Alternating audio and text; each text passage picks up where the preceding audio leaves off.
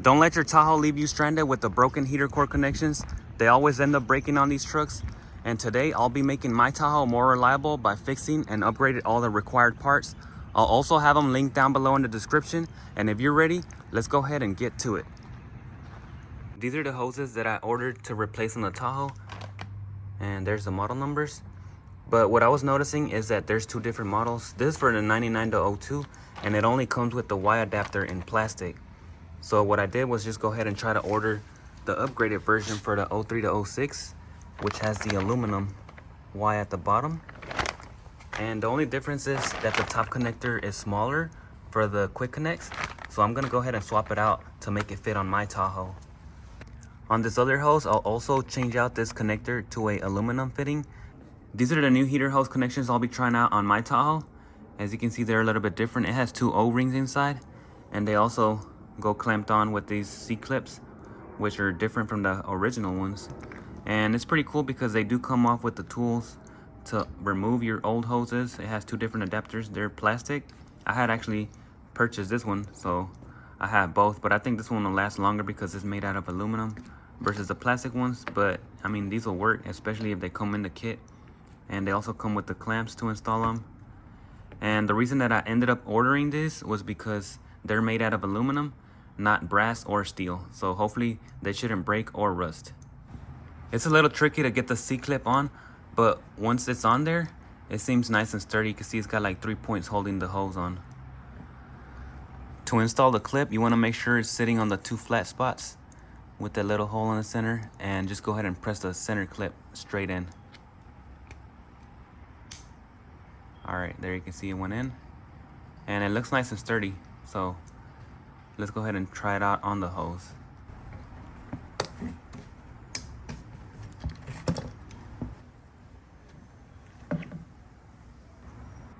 I got the connector on, but I did go ahead and add a different clamp since the original one is kind of flimsy and thin, so it was not holding it on too good, and now it's nice and sturdy.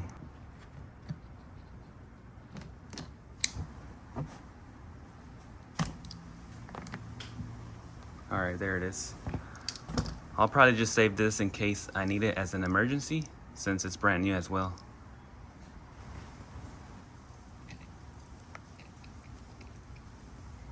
This side fit much better than the other hose. I'll try to reuse this clip right here.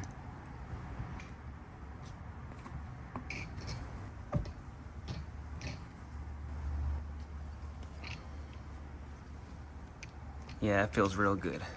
Nice and solid. All right. The hoses look much better now, and they should be more reliable with the upgraded aluminum fitting at the bottom as well as on the top. I'll go ahead and start by removing the broken part that's still attached to the heater core, as well as this hose that I had cut off for the bypass. And both of those will come off with this tool right here. So it should be pretty simple to come off. It opens up and gives you some space. And let's go ahead and try it out.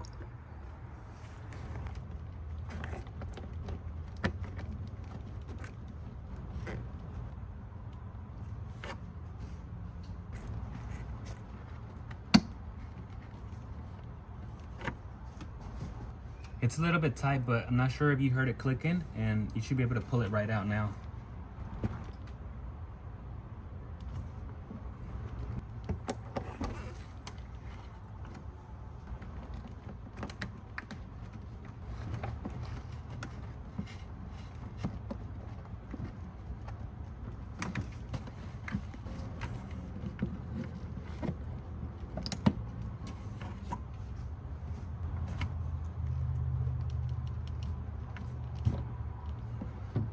All right, finally, that was a harder one.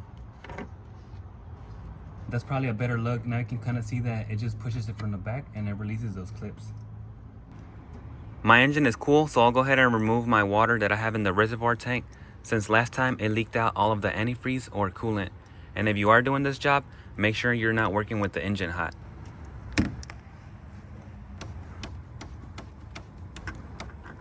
That'll help the water come out better or faster. There's only 3 clamps that I have to loosen up to change out the heater hoses. On the water pump, you can see there's 2 next to each other, and right next to the reservoir, 1 more. So I'll just loosen them up right now. I won't take off the hose completely off, so that I can drain out the radiator first.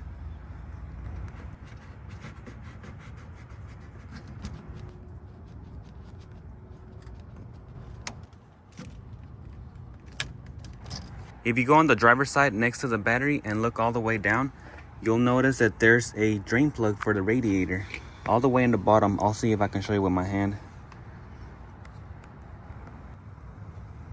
So here you can see it. All you want to do is loosen it up. See, it's moving right there. But before you do that, if you also notice, there's a hose next to the radiator, which is to help you drain out your coolant. So if you pull it right out, you can go ahead and angle it all the way on the bottom so you can control the fluid that's coming out of the radiator. I'll do that first, and then I can go ahead and loosen up the drain valve at the bottom. There you can see it better. It's aiming at the floor, and the drain valve is right here. I moved the tire to the side so you can see the hose a little bit better, but you can see it right here. And it's good so you can control it into a bucket, and that way you can catch your coolant. If you have coolant, I only have water, so I'm just gonna let it fall down, but at least it's more controlled. There, it's getting loose. And if you really wanted to, you could remove this completely off, but you don't really have to. You can see it's all water. Whenever my hose broke off, it just leaked out all the coolant.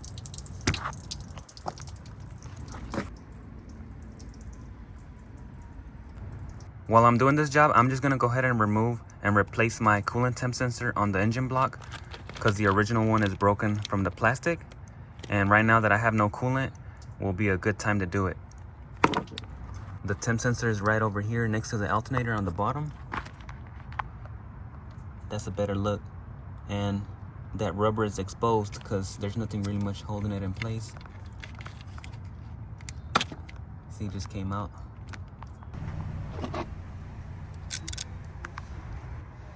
I'm using a 3/4 socket. It shouldn't be too tight, so let's see if I can get it off right here. Yeah, there it goes. It's already loose. And the water already finished dripping. I gotta put that hose up right now. Let me just do it by hand. It's already loose.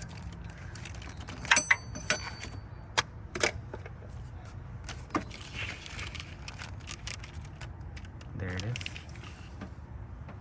And it looks pretty messed up. You can see the little washer on there. So there's my old one and the brand new one. All right, let's go ahead and put it back together. Careful not to drop the washer because it can fall. And I'm doing all this job from the top. It's actually pretty simple from the top side. I don't think you really have to do it from the bottom, just in case you wanted to know, but I don't want to over tighten it. I don't know the torque spec right now, but it wasn't like super tight, so I'll just get it tight.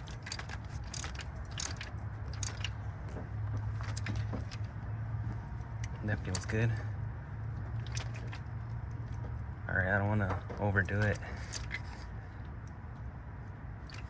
That should be good right there. And now my connector has a locking tab because the other one was all broken. I guess it was too old. All right. That's one.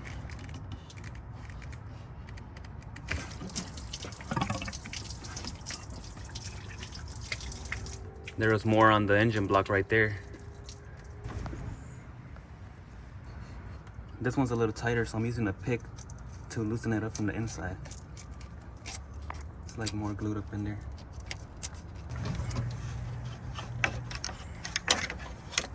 Both hoses are out, and I'm just gonna go ahead and remove my bypass that I installed from last time and keep it for an emergency since I had already purchased it. The smaller hose came with some type of adhesive, so it took a little while, but I had to do it with the plier to remove it back, and now I can go ahead and reinstall it.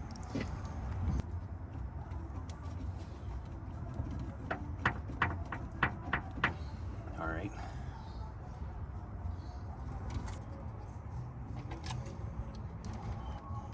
All right, that feels good.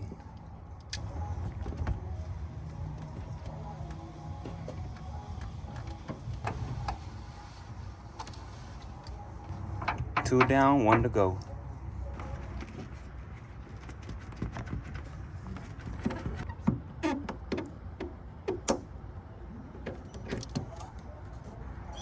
The new hoses are ready to plug into the heater core, but I'm gonna apply a little bit of the grease that came with the new fittings so that it doesn't damage the O-rings.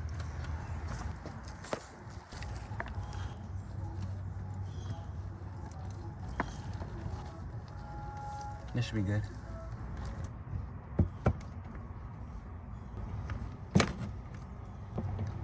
Alright, to install this fittings, you're gonna have to take off that C-clip off first, insert a hose all the way in, make sure it locks in, and then put in the C-clip from the bottom. You can see I already have one on right now, but I was trying it out with the clip on it and it didn't want to go in, so I had to take it off and install it from the bottom. Let me see if I can catch it on camera right here.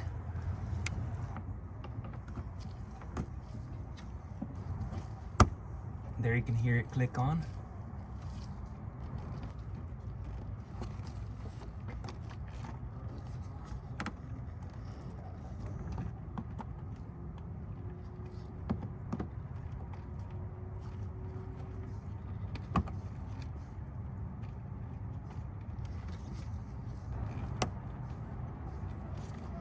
All right, there it is. Took me like 3 tries on that one. Give it a nice tug, make sure it's not gonna come off. That feels good. And this one as well.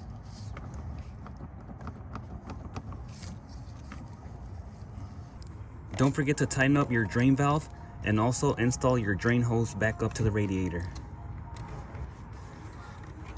This is the coolant that I'll be using. I don't want to use the orange one from GM anymore. So it's kind of like a universal model. And what I'm going to be doing is mixing it with some water, half and half, because this one that I purchased is all the concentrate. So I want to have a 50-50 mix. This one already looks cooler with the color, because that orange just looks kind of old or rusted, I'm not sure.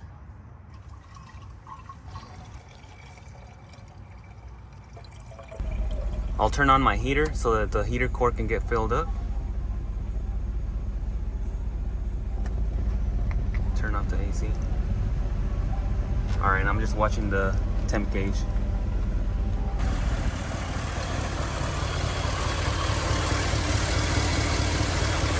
So far they're doing okay.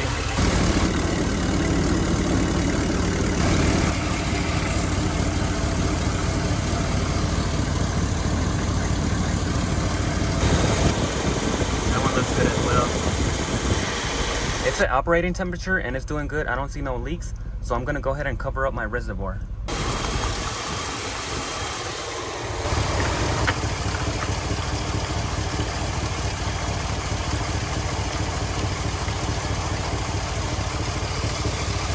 Everything is looking nice and dry under the hood. On the coolant side, I ended up using a total of 3 gallons, and it was a mixture of water and concentrate. You can kind of see I just filled it up to right in this area. I'll keep an eye out on the new fittings. If they ever leak out or get damaged, I'll put a video linked here on top of the screen so you guys can check it out as well. If this helped you out or you like this content, don't forget to hit that like button down below. And if you're ready to light up your spaceship, check out the next upgrade here.